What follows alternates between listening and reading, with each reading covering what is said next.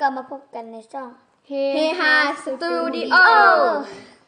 วันนี้เราจะมาตอบ Q&A นั่นเองตบมือสิคะคุณวันนี้เรายืนเงินนางปูเป้เนาะทุกคนเราจะมาอ่านคำถามเนาะเฮาถามเขาเอาตัวนี้ก่อนนะตัวนี้ก่อนนะโอเคไผ่เป็นคนมักไปลิ้นเนาะทุกคนก็มืดนี่เลยเนาะมืดนี่เนาะแล้วว่าไปมักเก่งมั เนาะ กไปลิ้นหอเนาะทุกคนแล้วจะขึ้นคำถาม มันบ่แม่นหอเข่าเด้ทุกคนเข่าแบบเจ๋งงานมัน ศูนย์นะศูนย์ฟ้อนนะ หอวัฒนธรรมจบไผ่งามที่สุดในฮัสตูดิโอเนาะนี่งามหมดเลยงามหมดบ่มีผู้ใดงามสุดหรือว่าเจอสุดงามหมดทุกคนจบไผ่ใส่โทรศัพท์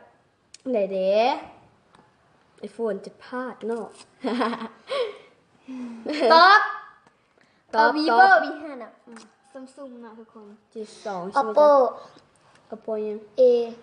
นี่เนาะทุกคนไว้สำเฮาแล้วก็รีวิวสกุชิแหนเฮายังเฮาบ่ได้สะสมสกุชิก็ซื่อๆแล้วทิ่มๆนะแม่แหละเฮามักสกุชิเนาะทุกคนบ่มักแล้วเฮาสิอ่านซอของเฮาที่สะสมไว้ก็จะเอามารีวิวให้เนาะถ้าหากมีเวลาหาคนตัดต่อบ่ขี้คร้านคำถามต่อไปคำถามต่อไปไผ่มักจมเนาะทุกคน no บ่มีเลยเนาะมีแต่ผิดเถียงกันว่าบ่ตรงกันใจกันบลามเนาะทุกคนนั่นแหละแล้วก็เปิดตัวแฟนเฮ้ยใน5ไผ่มักดามอันเก่าใน5เห็นได้ใจไผ่เฮ็ดได้ใจได้ก่อนหน้าคนเขียนบ่ถูกนี่หั่นละแล้วก็นางกำลังนั่งท้ายซ่องของนางเนาะก็ไผ่เป็นคนมักไปลินอันนั้นตอบละไผ่ดังสุดคนนี้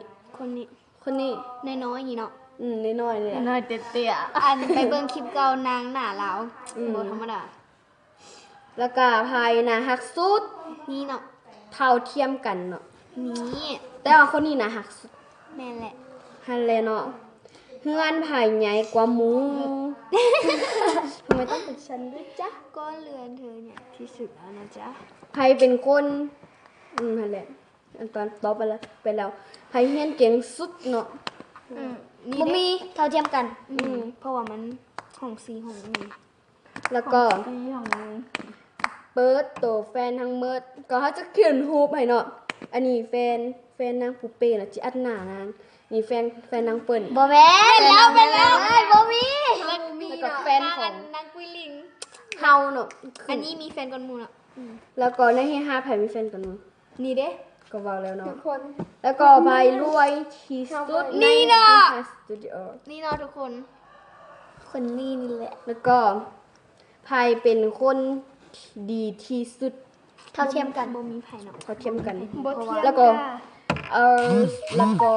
แล้วก็ประมาณนี้แบบว่าทุกคนบ่ต้องเข้าใจผิดเนาะอันนี้เฮาถ่ายโทรศัพท์เนาะเพราะว่ากล่องเฮามันเพเอาไปซ่อมแล้วก็เฮาก็ติดตามคนดีที่สุดก็แม่นไผเท่าเทียมกันเว้าแล้วไผงามสุดในสตูดิโอเท่าเทียมอันนี้ก็ตอบแล้วอยู่ในสตูดิโอเปิ้นทั้งหมดอันนี้ก็ตอบแล้วไผที่มาเฮ็ดให้หมู่ผิดกันบ่มีเนาะแปลว่าเริ่มกันเองแล้วบ่เข้ากันแล้วก็ด่าพับรุดเดี๋ยวอีกอันนึงโอ้ยไผ่ดังทุกคนเฮาเบิดแล้วเนาะหมดแล้วเฮาหมดแล้วคำถามได้เบิดแล้วเนาะทุกคน16คำถามถามเนาะทุกคนเบิดแล้วแต่ก็บ่เป็นหยังเฮาก็มาเปิดด้วยให้ทุกคนเห็นหน้ากันหน่อยนึงเนาะเดี๋ยวเฮาจะขึ้นหูแฟนความจริงบ่มี2คนหั่นหยุดขอถ่ายให้5ก่อนก็ทุกคนอาจจะบ่เห็นเพราะว่าพวกเฮาขี้คร้านตัดต่อแม่นแล้ว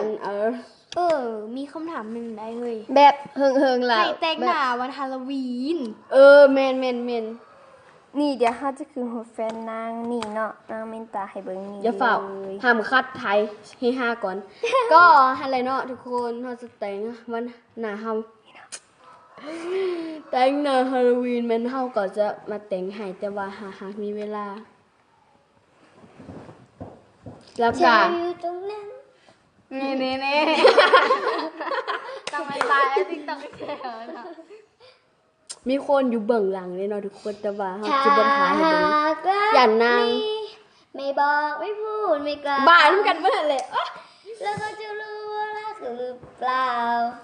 อาจจะไม่แน่ใจอยากให้เขา เขาดิกวนรถตามวานเลยนะอีเบิ้ลนี่ท้ายแล้วเราก็ล เฮ้ย ง ซื้อแฟน ซื้อแฟ แฟ น น โอ้ย บ่ เนาะ กัน ซึ่งเขาจะคืนไหนด้วยเนาะทุกคนโอเค อย่าลืมกดไลค์กดซับสไครต์แล้วก็กดแชร์แล้วก็กดกระดิ่งกุ้งกิ้งกุ้งกิ้งค่ะเวลาที่เขา ลิงลิงติง ลง ลิงติงลิงติงลิงติง ลงคลิปแล้วก็มันจะได้แจ้งเตือนให้ทุกคนมากดไลค์แล้วก็มากดติดตามแล้วก็แล้วนั่นแหละโอเคบ๊ายบาย